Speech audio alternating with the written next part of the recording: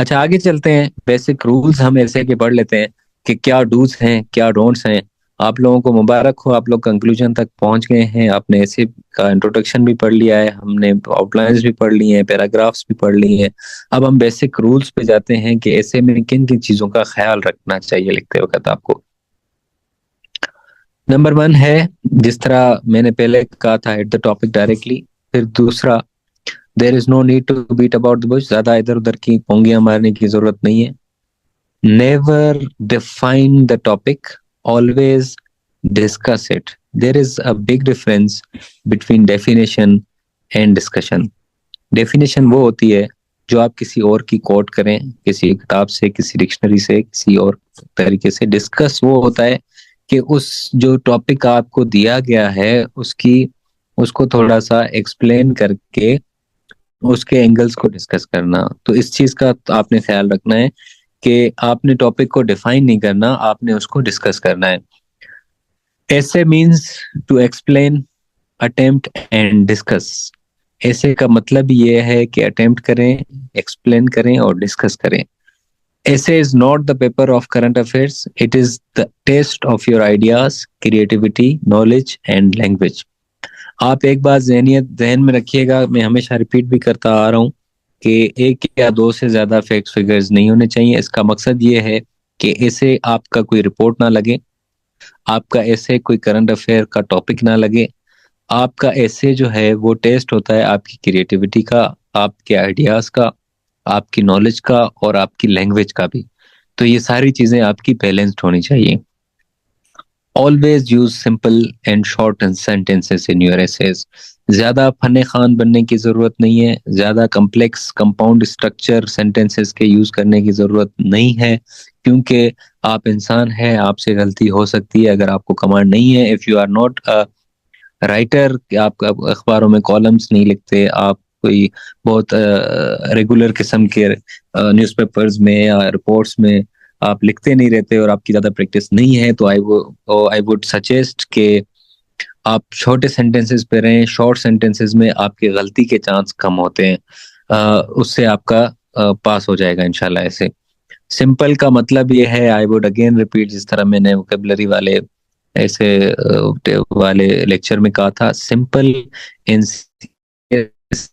Means the standard is your newspaper. आपकी जो newspaper है को आपकी सिंपल राइटिंग कहा जाता है। इट इज नॉट के लोग आपको बताते हैं कि आपको मैट्रिक किस्म का 8th क्लास और मैट्रिक क्लास वाली इंग्लिश यूज करनी है, नहीं। Use mature vocabulary like newspaper, it is called simple. No arrows in outline, जिस तरह हमने डिस्कस किया। No separate transitional paragraphs. अब ये क्या चीज होती है? अब ये वो चीज होते हैं कि सपोज आप कॉजेज डिस्कस कर चुके हैं, अब वहां से आप मूव कर रहे हैं इम्पैक्ट्स की तरफ। तो कुछ लोग, जो पुराने मेथड्स इस्तेमाल होते थे, उसमें ये बताते हैं कि आप एक बीच में लाइन लिख दें कि the above paragraphs discuss causes and the upcoming paragraph which discuss shed light on the impacts. This is not recommended कि आप इस तरह के यूज करें, क्योंकि ये this is very old method. आप सिंपली आप सिंपली नेचुरल वे में, एक नेचुरल फ्लो में उस तरफ मोड़ जाएं। आप, आई वुड रिकमेंड कि यू शुड यूज कनेक्टर्स, ताकि आपके एक नेचुरल फ्लो ऑफ थॉट्स हो, फ्लो ऑफ पैराग्राफ्स हो, कहीं पे ब्रेक ना लगे। There should be connectivity, coherence and relevancy in your ideas and language. आपकी ट्रांजिशनल पैराग्राफ, मैंने कहा बेटा लिखना ही नहीं है, आप छोड़ेंगे कैसे लिखते हैं? अगर आपको नहीं आता, वेल वेल डन, लिखना ही नहीं है। There should be connectivity, coherence and relevancy in your ideas and language. आपकी रिलेवेंसी होनी चाहिए, कनेक्टिविटी होनी चाहिए, फ्लो होना चाहिए। जिस तरह आप न्यूज़पेपर के आर्टिकल्स पढ़ते हैं, एडिटोरियल्स पढ़ते हैं, किताबें पढ़ते हैं, पैराग्राफ टू पैराग्राफ जब स्विच करते हैं तो उसमें बहुत फ्लो होता है, आपको कहीं फुल स्टॉप नहीं लगता, चीजें आपस में कनेक्टेड नजर आती हैं। आपने भी अपना टारगेट वही रखना है। Avoid excessive use of facts and figures, idiomatic expressions and phrasal verb. बहुत ज्यादा आपके पास vocabulary है तो आप अपने पास रखें, इतना ज्यादा इस्तेमाल करने की जरूरत नहीं है। बहुत ज्यादा आपने फैक्ट्स फिगर्स पे काम किया है तो आपने स्टैंडर्ड साइज पैराग्राफ का देखना है और आपने उसमें बिल्कुल ही मुनासबत से फैक्ट्स फिगर्स यूज करने हैं, ज्यादा एक्सेसिव नहीं लगना चाहिए। आपने बहुत ज्यादा आइडियम्स याद कर लिए हैं, well and good for composition paper. Essay में थोड़ा सा बैलेंस्ड अप्रोच रखें। Do not use slang words. आपने स्लैंग वर्ड्स यूज नहीं करने। और उसके बाद आपने always try to express yourself. ये दोबारा मैं कल भी डिस्कस किया था ये पैराग्राफ, ये पॉइंट्स पहले भी मैं डिस्कस कर चुका हूँ। Never try to impress the examiner. आप एक बात जहन में रखिएगा, आपकी जितनी भी अच्छी अंग्रेजी हो जाए, आपकी जितनी भी अच्छी नॉलेज हो जाए, आप एग्जामिनर को इम्प्रेस नहीं कर सकते। आप एग्जामिनर को इम्प्रेस नहीं कर सकते। क्यों? उसकी वजह यह है कि एग्जामिनर आपसे ज्यादा कॉम्पिटेंट है, एग्जामिनर आपसे ज्यादा एजुकेटेड है, एग्जामिनर आपसे ज्यादा किताबें पढ़ चुका है, एग्जामिनर आपसे ज्यादा कमांड रखता है सब्जेक्ट में। तो आप उसने दुनिया के अच्छे अच्छे बहुत अच्छे राइटर्स की किताबें पढ़ी हुई हैं, आप उसको इम्प्रेस नहीं कर सकते। ये बात जहन से निकाल दें कि आपने किसी को इम्प्रेस करना है। Just be interesting. थोड़ा सा इंटरेस्टिंग हो सकते हैं आप, थोड़ा सा एक्सप्रेसिव हो सकते हैं आप। एक्सप्रेस करें, इम्प्रेस करने की कोशिश करेंगे, आप ज्यादा फैक्ट्स वगैरह लगाएंगे, इम्प्रेस करने की कोशिश करेंगे, आप बहुत ही मुश्किल किस्म के अल्फाज लगाएंगे, इम्प्रेस करने की कोशिश करेंगे, आप क्या आप जो है हाई फाई किस्म की वोकेबलरी लगाएंगे। ओवर होने की जरूरत नहीं है, हम्बल बी हम्बल। आप अपनी जो बात है उसको कन्विंसिंगली एक्सप्रेस करें। डू नॉट क्रिटिसाइज और सपोर्ट एनी पॉलिटिकल और पार्टी और अ पर्सन। किसी भी पॉलिटिकल लीडर को क्रिटिसाइज बाय नेम नहीं करना, किसी पार्टी को सपोर्ट या क्रिटिसाइज बाय नेम नहीं करना। Your arguments should be logical. Your arguments should be logical. आपके आर्गुमेंट्स का कोई लॉजिक होना चाहिए। आपने बिल्कुल फॉर्मल और ऑफिशियल किस्म के इस्तेमाल करने हैं अल्फाज अपने ऐसे में। और दूसरा, उसके अलावा शॉर्ट फॉर्म्स भी का कोशिश करेंगे अवॉइड करें। इजंट, आरंट, इस तरह, वरंट इस तरह लिखते हैं ना, वर नॉट प्रॉपर लिखें। फिर आपका मोस्ट इंपॉर्टेंट है relevancy is the key to success in essay. Relevancy is the key to success in essay. Relevancy is the key to success in essay. आप इररिलेवेंट ऐसे लिखेंगे fail हो जाएंगे। There should be no headings in essay. कुछ कुछ लोग क्या करते हैं कि हेडिंग्स लिखते हैं पैराग्राफ्स की। हेडिंग्स ऐसे में नहीं देनी, ये आप अपने जहन में रखिएगा। एक ही फ्लो में ऐसे जाएगा आपका। एक ही पेन के साथ कोशिश करें लेके जाएं। हो सकता है आपको डिफरेंट पेन कोटेशन या फैक्ट्स वगैरह के लिए इस्तेमाल करनी पड़े, वो भी कलरफुल नहीं होनी चाहिए। Just go with blue black. लेकिन आपने हेडिंग्स नहीं देनी ऐसे में। One paragraph should be based on one idea only, ये हम पहले भी डिस्कस कर चुके हैं। Do not use words like I, we, us, me in your essay. अपने बारे में नहीं बात करनी, वी नहीं करना। Try to use the third person. Always write formal language, हमेशा फॉर्मल लैंग्वेज के साथ जाएं। Don't write informal. Avoid spelling mistakes. Spelling mistakes बहुत इरिटेट करती हैं, उसको अवॉइड कीजिएगा। बहुत ज्यादा होती हैं लोगों की spelling mistakes. Avoid repetition of thoughts. कहा जाता है अंग्रेजी में ऐसे में कि रिपीटेशन इज क्राइम। आप रिपीटेशन नहीं करें थॉट्स की। सपोज आपने एक थॉट पे एक paragraph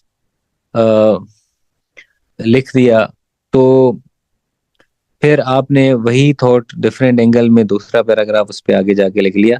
this is not recommended. Avoid writing irrelevant quotations. आप जबरदस्ती कोटेशन घुसाने की जरूरत नहीं है। Avoid writing same facts and figures again and again. बार बार एक ही फैक्ट फिगर यूज नहीं करना। रिपीटेशन, जिस तरह मैंने कहा, अपने पास नोट कर लें। Repetition of facts, repetition of paragraphs, repetition of quotations, repetition of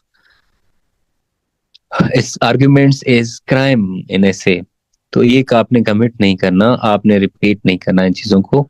avoid writing irrelevant quotations. आपने जबरदस्ती कोटेशन नहीं घुसाना, आपने जबरदस्ती फैक्ट्स फिगर्स नहीं घुसाने, आपने जबरदस्ती कोटेशंस नहीं घुसाने पैराग्राफ्स में। Go with the flow, go with smooth space, आपको लग रहा है कि रिलेवेंट कोटेशन है, आपको लग रहा है रिलेवेंट फैक्ट है, फिर आप लिखें, otherwise leave it. Avoid writing too lengthy और too short paragraphs, keep balance in the length of paragraphs.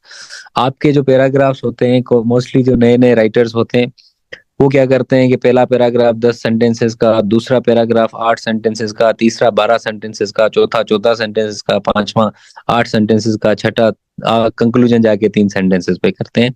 ये वैसे ही फेल होने वाले कैंडिडेट्स की निशानियां हैं। आप इस तरह अवॉइड करें। आपको जो स्टैंडर्ड एक साइज बहुत ही बेहतरीन किस्म की बताई गई है, 1.5 पेज का ऐसे, 8 8 6 6 8 8 लाइंस के या सेंटेंसेस के पैराग्राफ, बहुत ही बैलेंस्ड अप्रोच है, और हर पैराग्राफ में कोई ना कोई फेक कोटेशन, और आपका 10 15 सेंटेंसेस की आपकी आउटलाइन, बहुत स्टैंडर्ड किस्म का ऐसे है कि ये आइडियल अप्रोच है। अगर इस तरह आप लिखते हैं, आपको खुद भी मजा आएगा, आपका टाइम भी बचेगा, और आप मजेदार किस्म का ऐसे, अच्छा एक ऐसे लिख सकते हैं 3 घंटे। No gap between paragraphs, avoid writing two or more ideas, एक पैराग्राफ एक idea. Always start paragraphs in mid of the page, वही बात मैं जिस तरह कह रहा था आपको, और एंड भी मिड पेज पे करें, दूसरा दूसरी लाइन से शुरू कर लें, ज्यादा गैप देने की जरूरत नहीं है। All paragraph must be connected, avoid writing too short or too long conclusions, बहुत ज्यादा लंबी कंक्लूजन या बहुत ज्यादा छोटी कंक्लूजन नहीं करें। बैलेंस्ड अप्रोच रखें, टाइमर सेट करें, उसके मुताबिक काम करें, और avoid missing the ideas in outline. अब आपने क्या करते हैं कि बहुत ही लंबी चौड़ी आउटलाइन बना लेते हैं, फिर आगे जाके टाइम देखते हैं कम रह गया है, कुछ पैराग्राफ्स मिसिंग करके जंप मारते हैं आखिरी पैराग्राफ्स पे या कंक्लूजन पे, वो वाले बंदे भी अक्सर फेल हो जाते हैं। तो आपने बैलेंस्ड आउटलाइन बनानी है और बैलेंस्ड अप्रोच के साथ कंप्लीट करना है ऐसे। ऑलवेज राइट टॉपिक ऑफ ऐसे बिफोर राइटिंग स्टार्टिंग। आपने, कुछ कैंडिडेट्स क्या करते हैं, जल्दी में आउटलाइन तो बना लेते हैं लेकिन उसका टॉपिक ऊपर मेंशन करना भूल जाते हैं। उसको टॉपिक को जरूर लिखें कि आपने कौन सा टॉपिक चूज किया है, उसके बाद उसकी आउटलाइन बनाएं, तो आपको आसानी होती है, एग्जामिनर को भी आसानी होती है। Introduction must be of 1.5 page, जिस तरह हमने डिस्कस किया। Avoid using bombastic vocabulary, GRE की वोकेबलरी इस्तेमाल नहीं करते। अवॉइड हार्श स्टेटमेंट, बहुत ज्यादा हार्श किस्म की स्टेटमेंट्स नहीं करनी है आपने। Standard length of an essay is 18 to 20 paragraph, 18 से 20 पैराग्राफ आपने एक स्टैंडर्ड एसे में लिखने। ऑलवेज कंक्लूड योर एसे, कभी भी आप ऐसे बगैर कंक्लूजन के नहीं छोड़ के आए। टाइम थोड़ा सा रह गया तो आप कोशिश करें, पहले से ही प्रैक्टिस हो, आपकी प्रैक्टिस हो 3 घंटे में ऐसे लिखने की। कंक्लूजन बहुत ज्यादा लाजमी है, कंक्लूजन नहीं होगी आपका ऐसे फेल हो जाएगा। ऑलवेज कंक्लूड योर ऐसे।